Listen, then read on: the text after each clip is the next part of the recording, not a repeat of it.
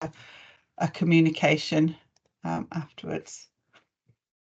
Okay, so I think first off, before we do anything else, if we can just go around the room, I'll use what in the meeting that Angus and Kelly and I have just been in.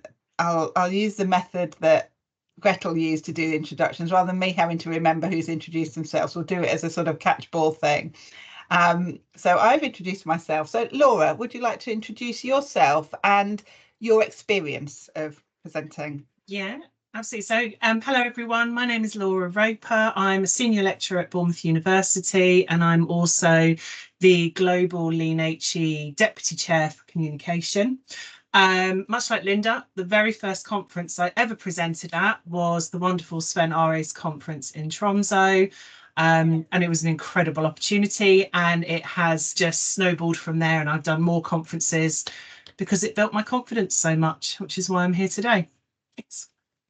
And who would you like to hand the baton over to? I am going to go to Kay Fuller. Sorry, surprise. That's good, because I was just going to write down everyone's names because I'll forget who's been. I haven't attended one of the conferences, so I haven't done any presenting at a conference yet, but I have done some presenting at the Lean HE. I think we're North, Linda, is that right? Yes, we are. Yep. I was are we North or are we Midlands?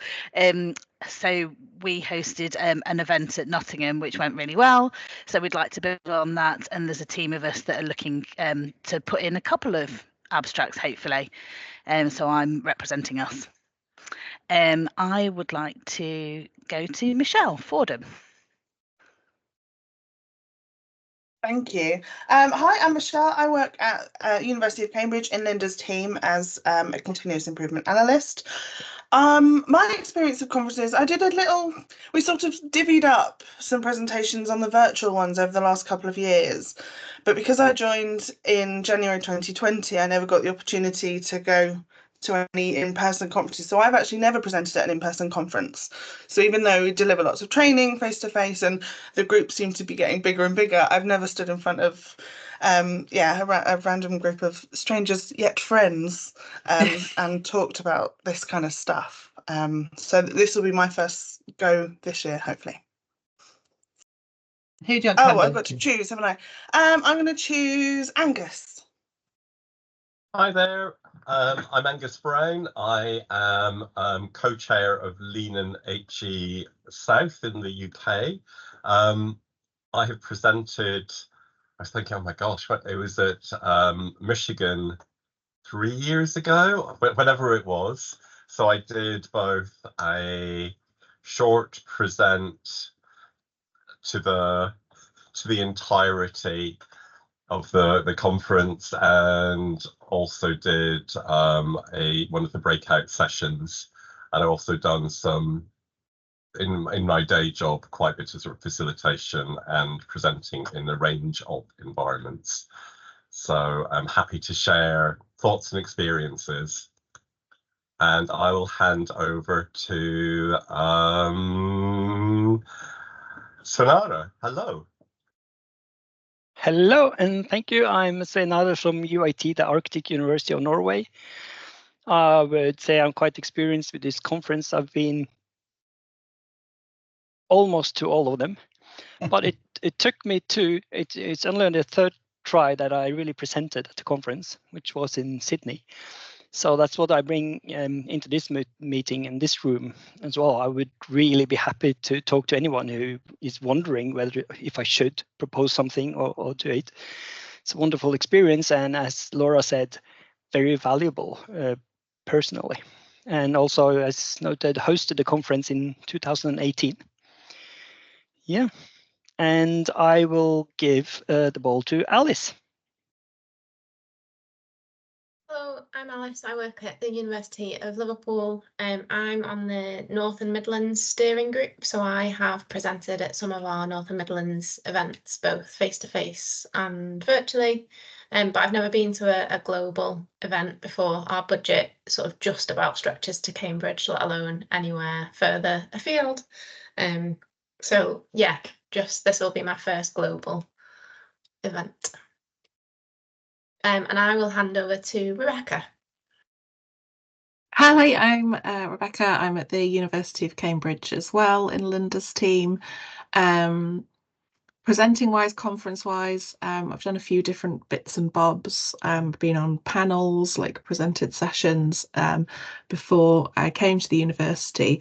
In terms of Lean HE events, I think the first time was helping out the team at the Melbourne conference. So that was an online thing. I think it was very simple. Like I was just facilitating in a room, which is very easy to do. But my first time actually delivering a session was in San Diego last year as well. I've done a few other things at like smaller events, Lean HE events, like regional events as well. But yeah, happy to talk about how to overcome your nerves, which is fake it till you make it. I will pass over to Sabrina. Hi guys, I'm Sabrina Fiolkowski. I work at Edinburgh University and I haven't presented yet. I have a topic which is not 100% related to processes and Link is more well-being, but I'm curious if that would work. So, and also learn a little bit how to prepare for that, if at all. Thanks. Thanks, Sabrina. And then I think we've just got Kelly. I think everyone else has gone. Sure. So I am Kelly. I'm the Digital Improvement Analyst at the University of Cambridge. Here. I have attended one conference, which was the virtual one in Australia. First ever virtual conference I've been to, which was quite interesting. Yeah, lots of lessons learned, I think. I am very apprehensive about putting my name in the ring because I'm not a public speaker. I have never done any sort of public speaking and am a little bit petrified, but feel like I should because we're hosting it. And my topic is probably a bit different to everybody else's because it's digital. So yeah, I kind of feel like I should, but I don't know where to go with it, basically. Thanks, Kelly, and thanks everyone for being so open. I've had a couple of messages from people who were due to come, but for one reason or another can't. So I think the recording is critical. So before we get into some sort of questions and answers for those people that have presented to share, Michelle, if I can hand over to you. Michelle's got the delegated responsibility for the conference content and all of that. So she's just going to talk through the conference theme and what the sub-themes mean and how that might sort of turn into a session. Michelle. Thank you. Yeah, I was saying to it in another group, so I've sort of haven't done much for ages because it was all about the setting up the conference and all of this. And I was like, oh no, I'm content. I've got ages yet, and now it's all just starting to land. And I'm thinking, oh gosh, I should have done the prep. I should have done the prep. Right, I've got 3 slides. That's all I've got, and hopefully it's no text, but just to sort of cement it in. Just to share how we came up with these. Why is it doing that? Why is it doing that?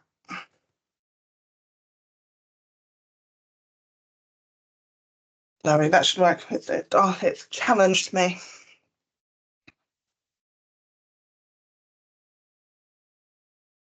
You should be able to see that. So, just very quickly. So this is, and hopefully you've all had a look on the website. You're still hopefully all familiar with the themes now. But this is the one that we landed on broadly as our conference theme, which is around sustainability in Lean, bridging tradition and innovation. And that was partly because of, the changing world and where we are and what we have to be and what we're contending with and competing with and trying to become. but also, especially given the university and its reputation and its age. I won't say the numbers because there's some people who don't like referring to the university's age as much as people sometimes do. But we are a more traditional institution at Cambridge. Who'd have thunk it? So we thought we'd bring in that tradition element as well, because we do particularly find it challenging to pull away from those sort of bureaucratic ties that we have that can often bind or sort of choke up what we want to do, which is something much more agile and flexible. Bridging tended to work because we do love a bridge in Cambridge as well. So I think bonus points if you can get bridges anywhere into your sessions, just please do. So yeah, so roughly it's in a nutshell, really processes now and for the future. And really the idea of this theme, it's broad, intentionally so. Because we started thinking about sustainability and it has immediate connotations. You think about environmental impact, you think about sort of, you know, future-proofing stuff and what's are we creating a detrimental impact? Are we creating positive impact in our lives? But actually, and hopefully this is a screen grab from Miro, but we explored the concept of sustainability and it became a lot broader than we first sort of gave it credit for. And you can look at it from different angles. So sort of sustainability is around, you know, economic sustainability and viability of our businesses and our organisations. Educational sustainability, it's easy to forget sometimes what we are and what we're here to deliver as universities, especially within a professional services function.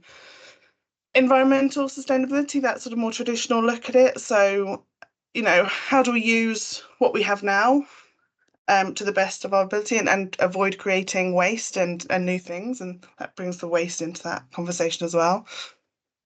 The idea of a digital estate as well, which is quite prominent at the moment. So we have our physical estate at Cambridge. I mean, if there's a whole thing if you can walk to Scotland on college land or something. There's rumours about that. But we have other estates as well, and what do we do with all of that sort of value and make that last and deliver? Additionally, though, we've got the elements of sustainability around us. So whether that's the human capacity to actually support it and you know, our own well-being. So it's interesting that someone's come with a well-being theme, because if we're not here, if the people aren't here to support it, nothing's going to be sustained, not, you know, in that way. So we're very interested in the well-being side of things and how we maintain and sustain ourselves. And also that sort of social side and that generations, and also in the context of us as CI functions as well. So there's been news and sort of changes within various universities, good, sometimes not so good, about changes of structure and teams that have changed around continuous improvement.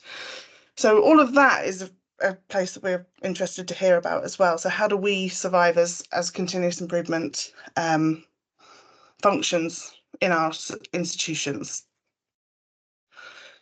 So that led us to 12 themes, effectively, which we are using as our sub-themes. We're hoping that they're broad enough to cover everything. We'll take everything. But largely it's these 12. So that covers those areas that we're talking about. So that you know, how do we define sustainability in the first place? Looking to the future, any tools and techniques that people want to share. We're interested in culture and legacy, the culture of tradition, innovation, our organisations and sort of how they work and how they can support sustainability. The digital side of things is very interesting. Environmental, obviously, and just how we think and the future of lean as a concept as well.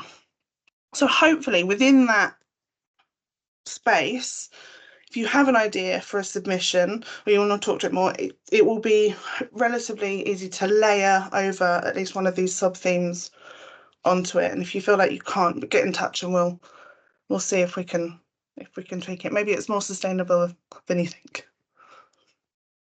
And that's me, and I'll stop sharing. Thanks, Michelle. So before we move on, does anyone have any questions for Michelle?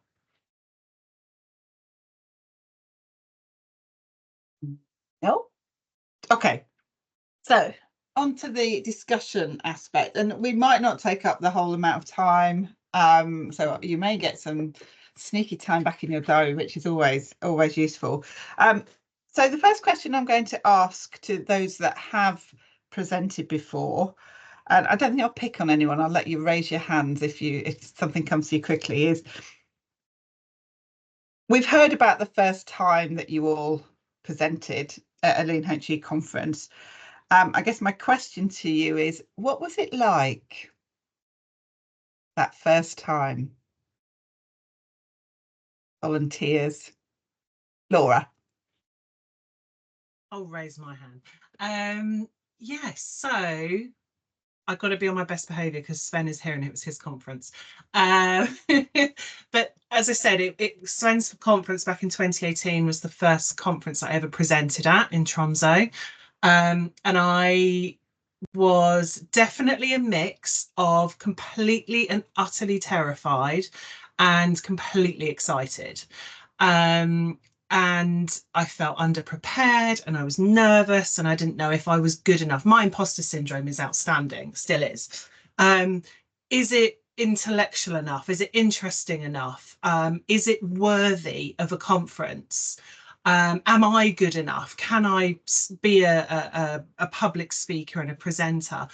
And then I came along to the conference and went, oh, this is completely not what I was expecting. It was a community. It was so friendly and so encouraging and warming that I just relaxed. And it was, I mean, I was still nervous when I went in to give the session, obviously, but everyone was there to A, hear what I had to say, and B, support me in what I had to say. And Sabrina, it was really good to hear that you wanted to do a session on well-being, because I was talking about active listening and Ubuntu, which is a African code of ethics.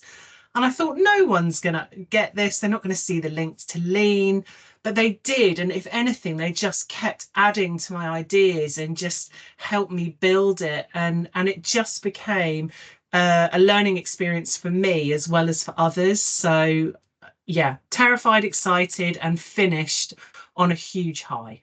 And so glad I did it. Thanks, Laura. Sven. I recognize everything that Laura just said, and I just want to stress that the last point, it's also a learning experience for the one who's presenting, right?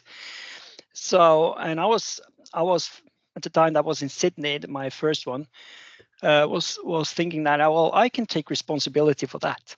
But if this is useful or people would learn, I could make a session that I aim for it, but ultimately it's up to people to find it. And that's what I like with this conference. It's so diverse. But also there was a feeling of, I did regret I hadn't done it before. I mean, it was the feeling of, as you said, Laura, am I good enough? Do I have something to talk about, to tell, to teach people? And I think that was my main experience at that point, that yes, and should do it more. So yeah. Excellent, thank you. Bex. Yeah, I think it's something that Laura said that really resonated with me, which is this idea that you don't know if what you have got to say is going to be interesting to anyone or if it's going to make sense. And I think Linda will back me up here. The session that we did in San Diego was about well-being, and it was about the lotus blossom tool. And before we went, I was like, oh my God, like, no one's going to get this, or everyone's going to be like, oh, obviously, and know all of this. And I was prepared beyond all measure. My husband could tell you all about the lotus blossom tool because I spent the day before reading out the slides to him. I had my slides printed off. I was all ready, literally never referred to them once. It was all inside my brain by the time that I'd got there. But we were amazed because you take it for granted when you know something that everyone else knows it. And almost everyone in that session that we were in was like, never heard of the lotus blossom tool, like, love it, gonna start using it. And we were like, oh, okay, wow, yeah, we do have. You have to remember, like, people have chosen to be there and have chosen to hear what you've got to say, so they're already bought in at some point. And yeah, like everyone says, it's not super formal. It's, we're all the same. Absolutely. Angus. Obviously mirroring what everyone else said, I think that there's a really good point, Rebecca, that you made about whatever you're talking about. It's something you should feel confident about because you know it. You do know it because you're talking about. Yeah, you know, you'd be crazy if you like chose a new theme you've never worked on. It's all right. Stick to what you know because you know it, and that gives you that security.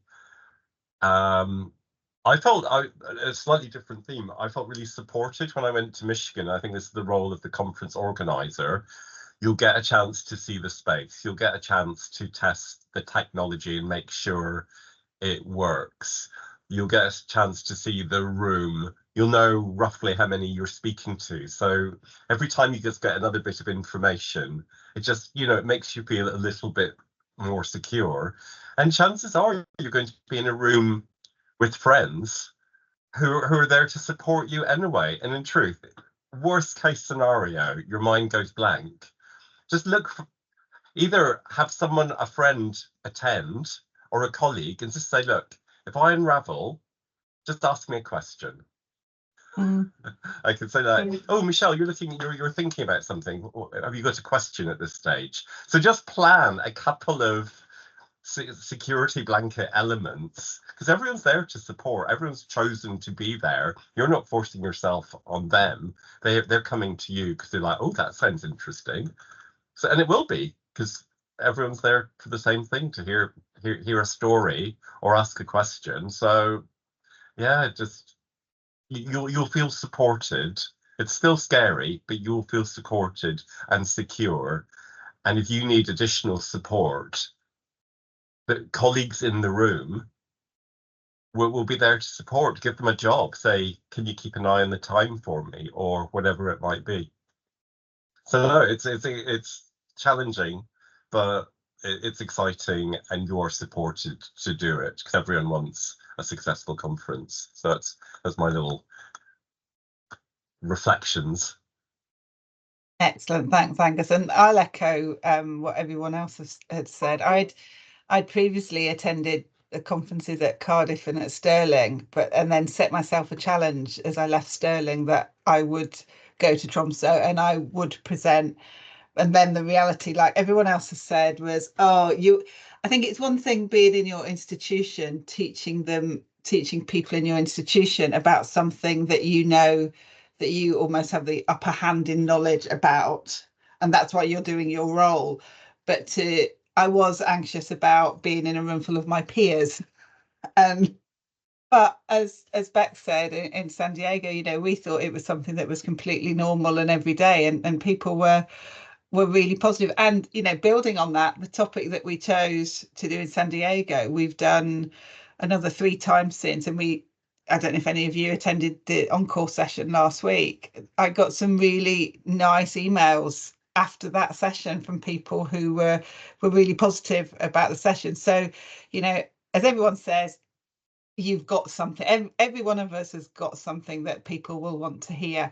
And if you don't have a colleague with you, or don't have someone that you know really well, you know, you've met us now, you know, as a group.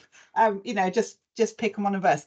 And I've also noted, Angus, thank you, that the whole thing around that, the hosts doing everything in their power. So I've made some notes about what we need to make sure that we do in terms of making people feel comfortable on the day. Brilliant. So on to the next question. Obviously, the first stage on your journey to presenting is to produce your abstract. Panel, do you have any tips on producing a great abstract? And again, I'll let you self-select. And if you don't within a few seconds, I'll pick on somebody. Who'd like to go first? Shall I start, actually? Oh, Angus, go on. Go on, you got in there before I started. It is quite daunting because it's like such a small little you're writing a couple of paragraphs first off, so it's not, you don't need to cover everything. You can work that out. So I think the abstract is kind of just setting out your story about the story you want to tell, and maybe like 2 or 3 learning points that will be important to your audience. So I'd start with go, okay, what's the story? What's my 3 learning points I want to share? And how would I like to do that? So what's the format? Is it a straightforward present and questions, or am I going to make it a little bit more interactive? What tools might I apply? I assume, Linda, you'd be quite keen on interactive elements. Yeah. Oh, yeah. And also, I'd say, just put yourselves in the shoes of someone who's attending and say, oh, if I read that, would that be of interest to me? What would I get to do in that, or what would I get to take away? So yeah, think about three outcomes and takeaways, an overarching story, but remember it's a couple of paragraphs, and it just allows you, it's the start. You'll then develop that and iterate over the coming months. So I wouldn't, give yourself time, get an abstract in early, and then build your story. Yeah, good right, point. I'll shut up. Sven. Yes, Angus is wise. For me, it's about trying to get a feel if I myself find it fun. Would it be fun for me to do this? So that's what I focus on. And I'm a musician as well, and my mode of operation is, if I'm having fun on stage, chances are much higher that people will have fun or enjoy something off stage.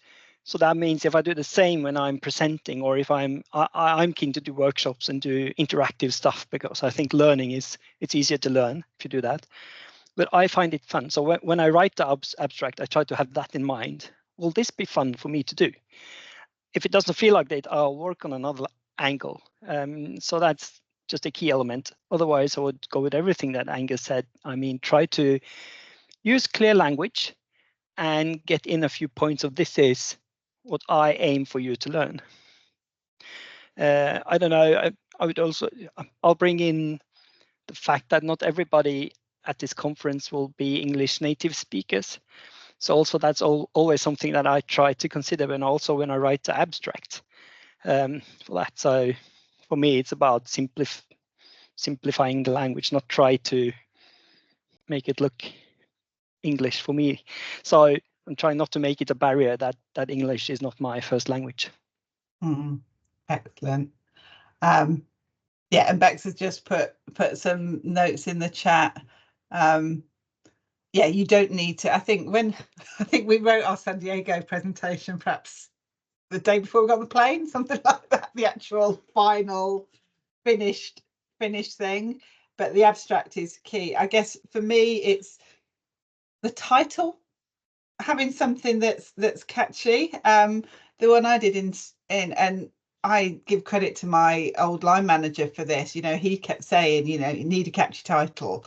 And I think mine was called, for Tromso, was No Flip Charts Required. And that was the title, and that drew people in. What was the brown cheese sandwich one? I can't remember, because it ran at the same time as mine, so I didn't go to that. But that was another one that was like, made you just think, oh, that's interesting. I want to know more. So think about your titles. Laura, do you have anything to add? We've seen a cat.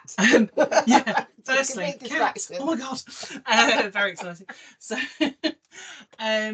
yeah, I completely agree with what Angus and Svenari said. I think I always think about, what is my takeaway? What do I want people to come away from my session with?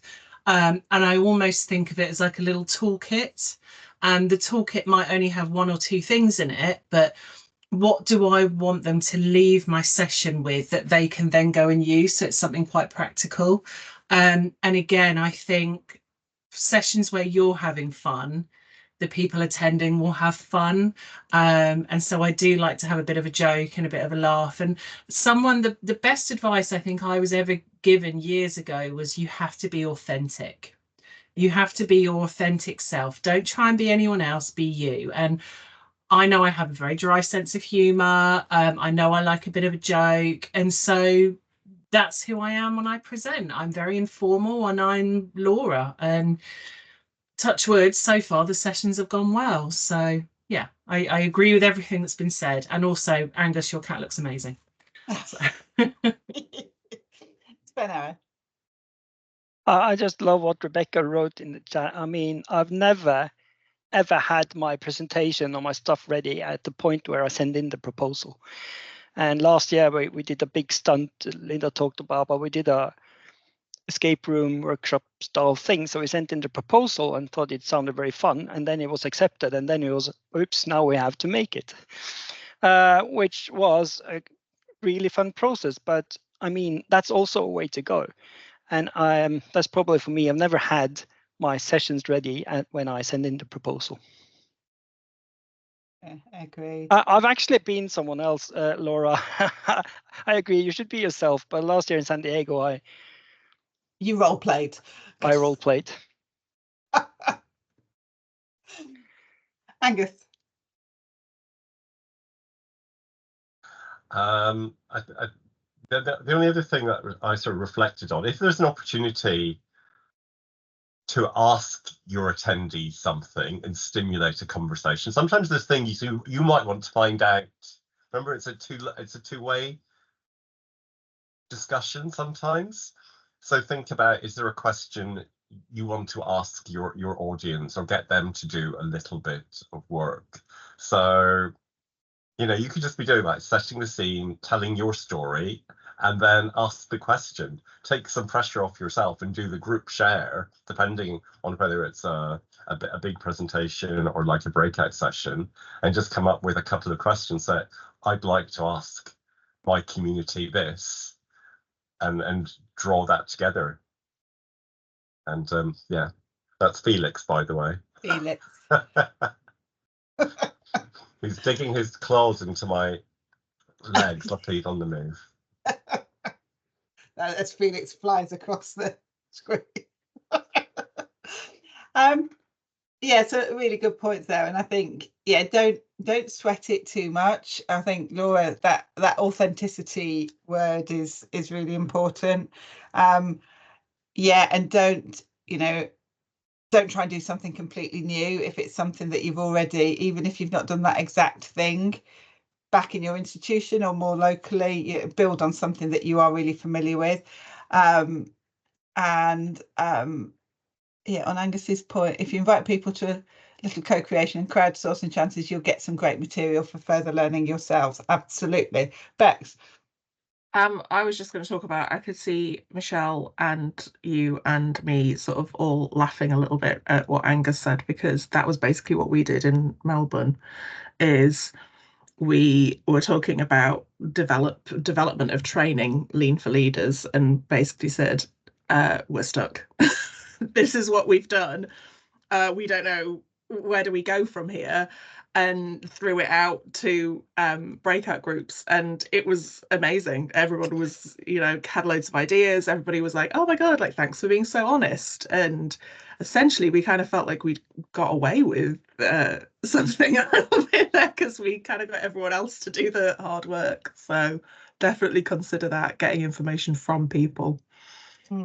Yeah, and yeah, either in advance or at the session. Okay, so we touched on it a little bit, but my next question really is thinking about the types of sessions that we may have, because when you're submitting your abstract, you have a number of options. What types of sessions do you panel members like to attend? What's the sort of things that draw your attention when you're looking at a conference program? Laura. Yeah, I think for me, exactly as we've said, it's those punchy titles that draw you in.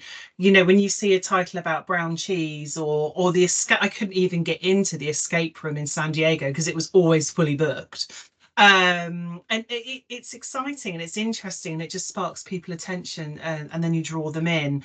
And for me as well, the sessions I look for are the interactive ones where we can have conversations and we can have breakout sessions and maybe try things out, and have a go. So those are the things I'm always looking for personally.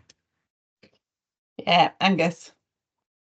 I'd 100% agree with that, Laura. Yeah, something practical or something I could take away and use. In truth, as someone who's been to quite a few of the conferences over the years, I will be looking. My first priority will be new speakers. I'm not just saying that because this is the theme, but in truth, what's exciting is hearing new voices or new experiences and new stories from other institutions rather than hearing sort of a continuation. I want to hear some new stories as well as old favorites. That's just my sort of genuine perspective. And I think the international nature of the conference adds to that, and it's nice to get stories from across the world, but in truth, there's something fresh and new, something I haven't thought about, and I think the theme will encourage that naturally anyway. Yeah, I agree. Just thinking about the things to take away, and I think probably every conference I've been to, I've brought something away and brought it back to my institution. And the one that was the hardest to crack for anyone who was at Stirling might have attended the session with Mr. Potato Head. And I can remember going to that and then thinking that's a really good idea. And then for years I was thinking, how can we do this Mr. Potato Head thing without having to spend loads of money on new potato heads? And then during lockdown on our local selling page, there was 18 potato heads up for sale in the next village at £3 each. So I messaged her and said, I'll have half a dozen of those. And when I went to pick them up, I said to her, why have you got 18 potato heads for sale? And she was actually a primary school teacher, and they'd use the potato heads as their sort of reward structure for a couple of years. And they decided they'd done that and they were moving on. But we now have 6 Mr. Potato Heads that are part of our training. We do we introduce improvement kata using building Mr. Potato Head. And that stayed with me from that session in Stirling. So now I was just reflecting a little bit, hearing upon what the others said, and for sure, I mean, for me, interactive elements, something practical I can take away. But really, when I think back at conference, some of the stuff that I really value the most is something that I would know before I was there. So also there is that element of surprise, and how do you get that? I mean, if I am as a presenter when I send him a proposal, could I plan for that? I mean, so there's also the random stuff. But I was just looking at the desk here, and from San Diego, some of the stuff that really hit me was stuff that I didn't see it coming, that this was going to hit me like this. And this is stuff now that we've just implemented at our university. So there's a little bit of both that you could plan what are you looking for, but also, as Angus said, that little bit of element of surprise, which is really hard to plan for. Yeah.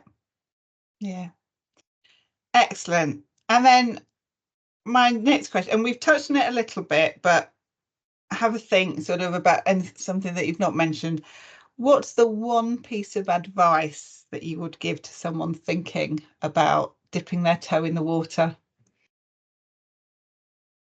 And I don't think too much, just do it. I mean, it's never easy to sit and just think about it and worry about it. I think for me, send in that one. If it's accepted, then you'll have to deliver, and then that's the next stage. But don't think too much, just do it. I mean, everyone's who's in this, who works with this, has got something valuable to share. I think that's my most important message. Don't hold back on that. Yeah, great. Anyone else?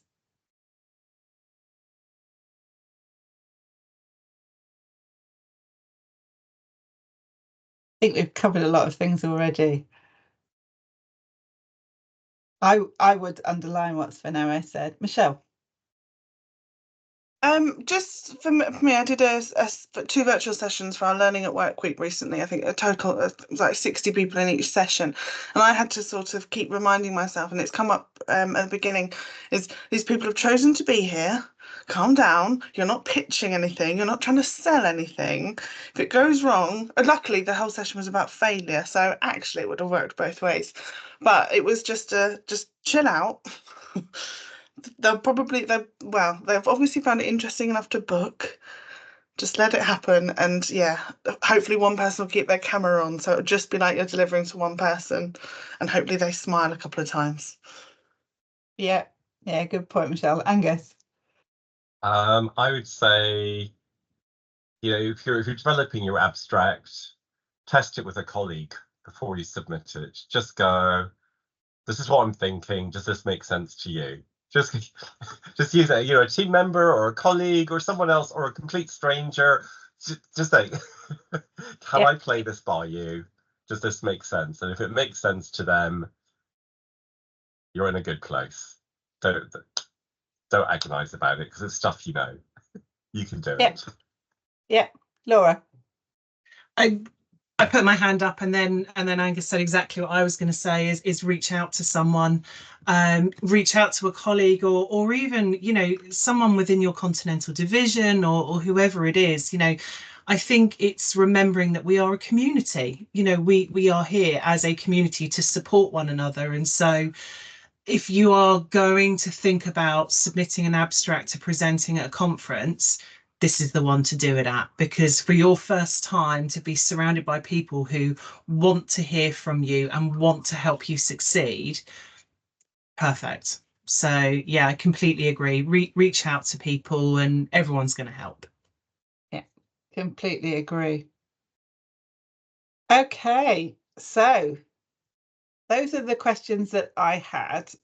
My question is back to you guys, to those that have come along to hear more. Do you have any questions for us?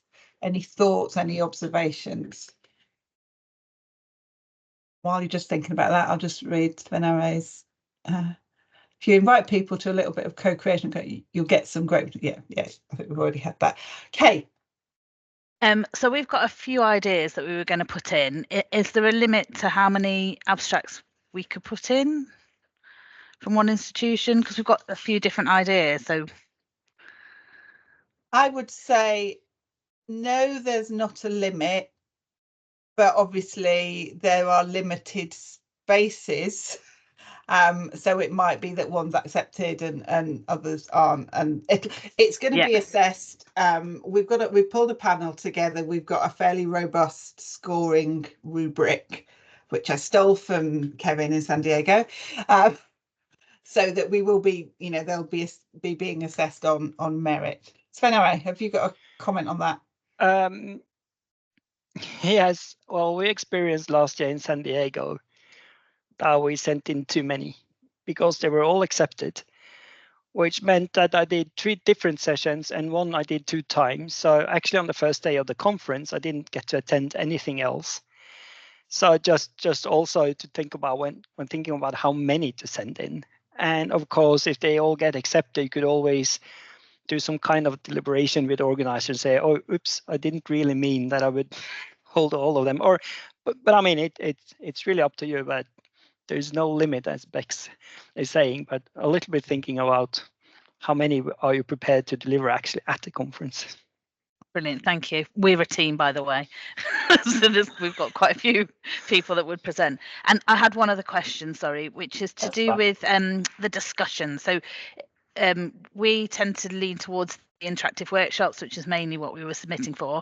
But we have got one idea for a discussion, but I think I'm rethinking it after this call because of it says stick to what you know, and it's basically a discussion about things that we don't know, and I don't know how well that would, if that would work as a discussion, that starting the discussion off and then passing it to the room, and not being an expert in that area.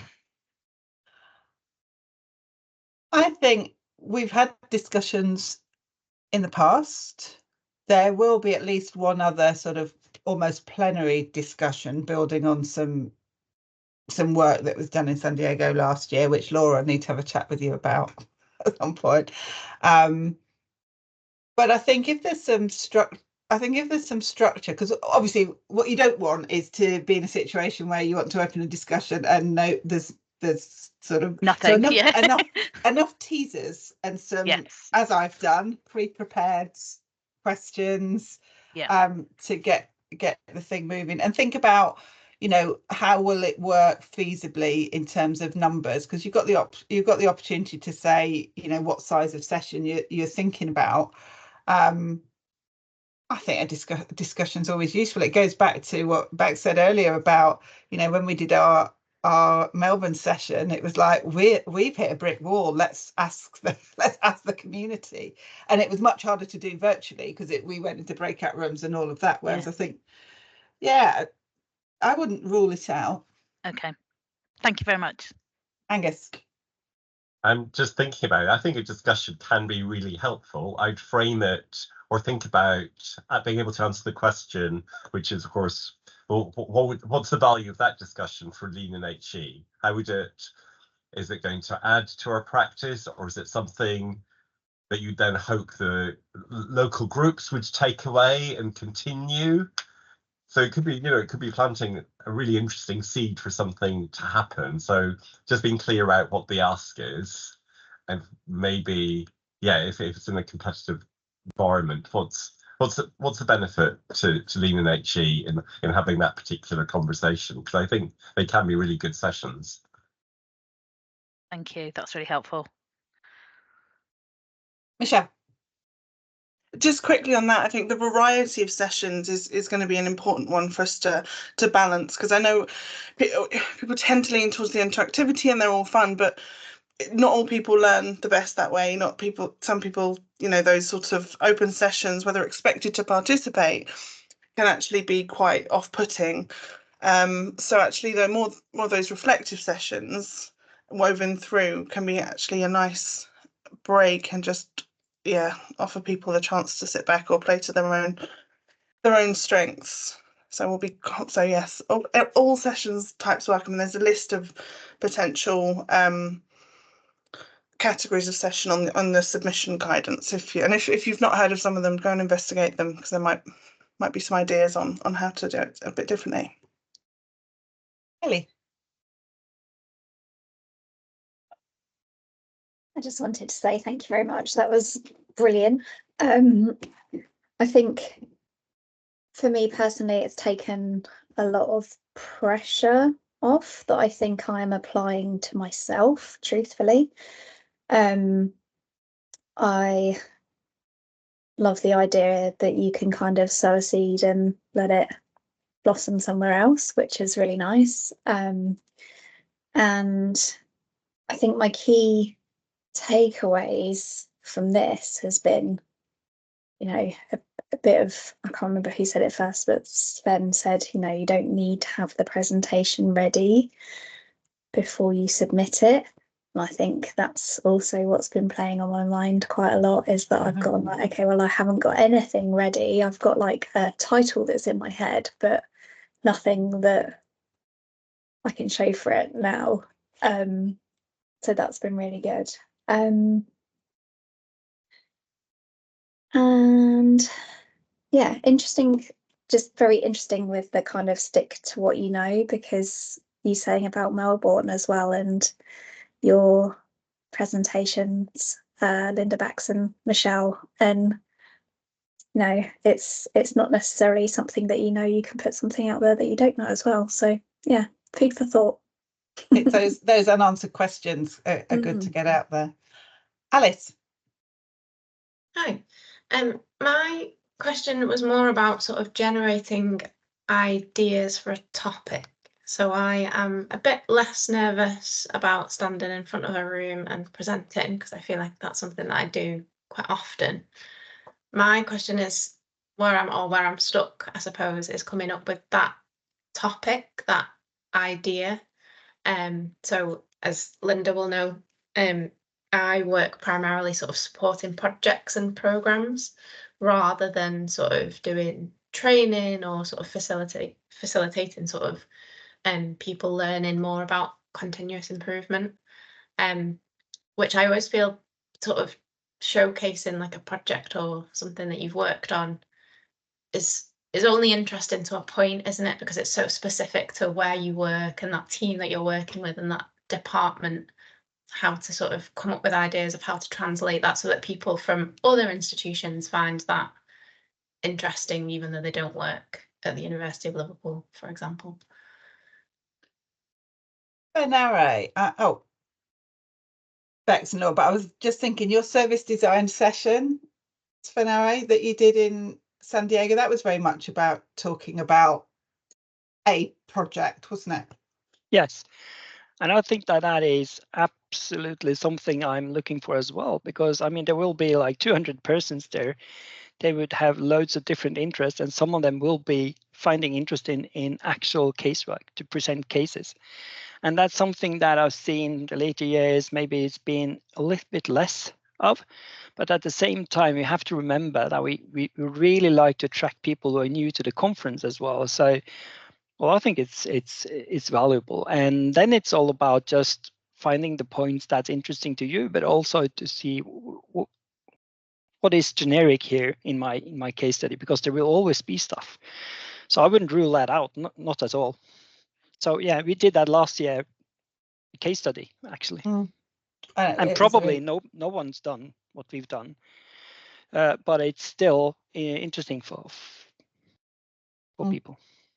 Absolutely. Bex. Yeah, I think I was the same. I think it's the storytelling aspect of things, and people are always interested to hear case studies, which is just another word for a story. And it's unlikely that anything that happens at Liverpool has not happened or won't have. There won't be some resonance with someone somewhere else. Like the very first sessions that I went to were what was before Strathclyde was the first virtual one that I went to, and the first session that I went into was somebody talking about, you know, they introduced their university, and I was like, oh, Cambridge isn't special. Oh, okay, cool. We're literally exactly the same as everyone else. We all have the same problems. We're all dealing essentially with people, and they don't differ that much, do they? Like they have the same traits. So definitely don't discount anything like that. I think, you know, we've talked a lot about like interactive and great. And I think what Michelle said about there being a range of things, I'm happy to hear a story from someone as long as it's, you know, engaging and there's little elements as well. So definitely don't discount that, I would have said. Thanks, Bex. Laura. Yeah, I completely agree. I think there's so much value in those case studies, and it is storytelling. And what I really love to hear is that kind of reflective practice following whatever project it is that you've been through. What worked, you know, what tools did you use, what and actually what didn't work, and how did you overcome it? I think that can be so valuable, because although your case study is going to be different from what we do at BU and what they do at Cambridge and Tromso, and actually there's so many things that we can compare, exactly like Bex said, you know, people kind of deal with things in similar ways. So what worked for you that I can take away, what didn't work for you that I can potentially avoid or be prepared for if I were to go through that. So I think that's so valuable, definitely. Absolutely. Angus. Just to follow up on all those points, you could think about the roles. If you're thinking about a case study, think about the roles people played in that, either from within the sort of delivery umbrella, but also think about how engagement with stakeholders, how that worked or didn't work.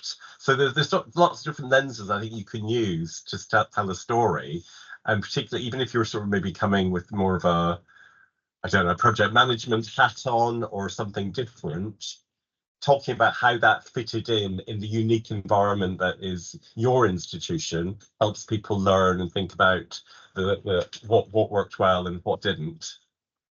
Oh, I just need to pick up the icon, sorry. Thanks, Angus.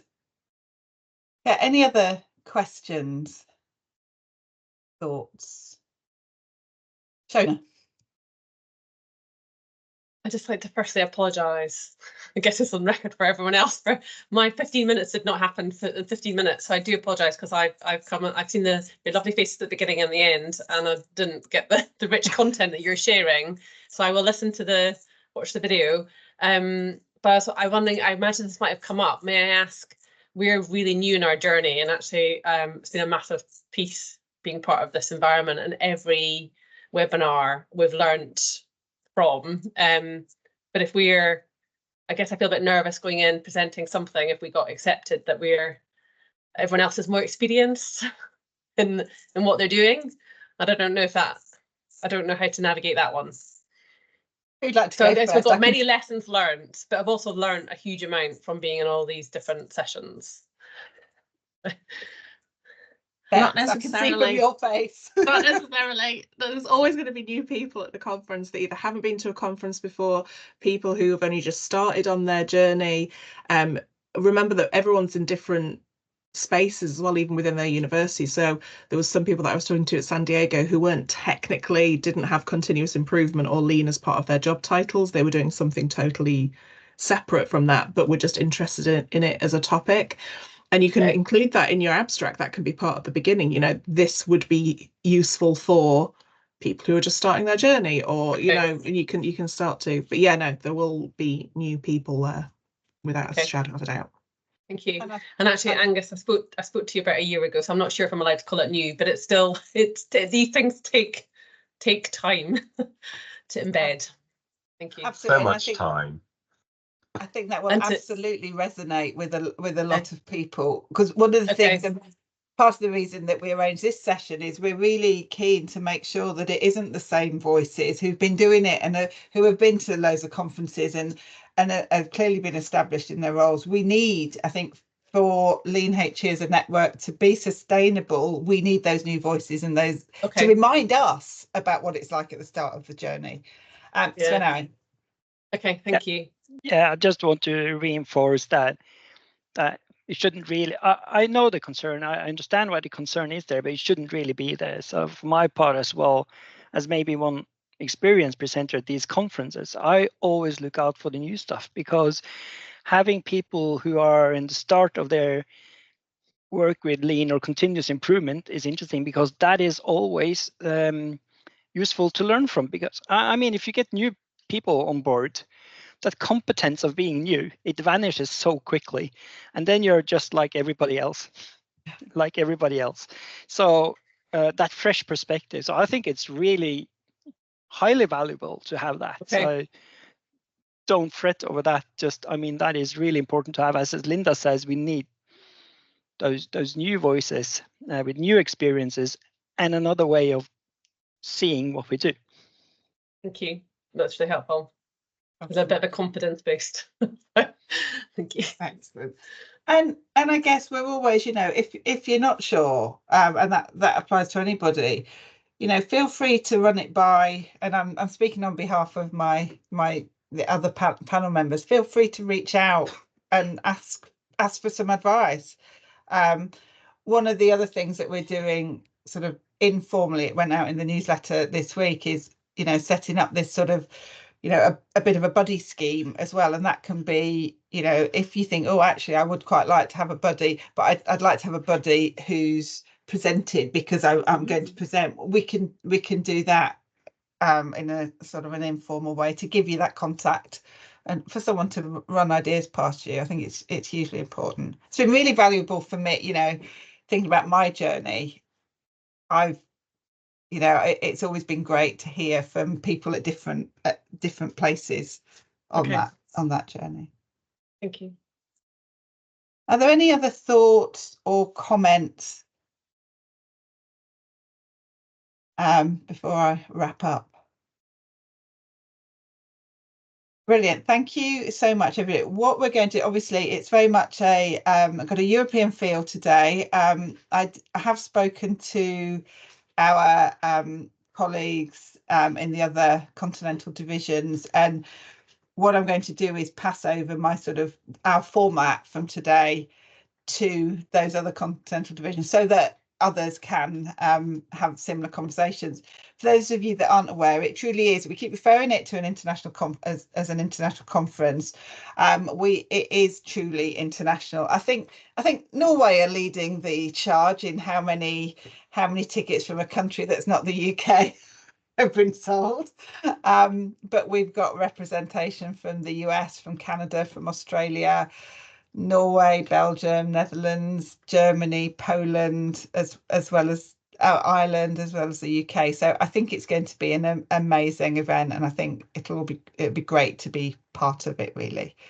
Other than that, we will get the recording up on the Lean HE YouTube and share with all of you that have attended. Thank you, panel members, for coming along. It's been great. I hope it's been useful. And if you have any questions, we know you've been here before. You invaders, you from across the North Sea. Other than that, I'll let you go. Thanks very much for your time and look forward to seeing your abstracts flooding in. Take care. Thank you. Thank you. Bye. Take care, everyone. See you in Cambridge. Bye. Kelly, you can stop the recording. Linda, did you say you need to speak to me?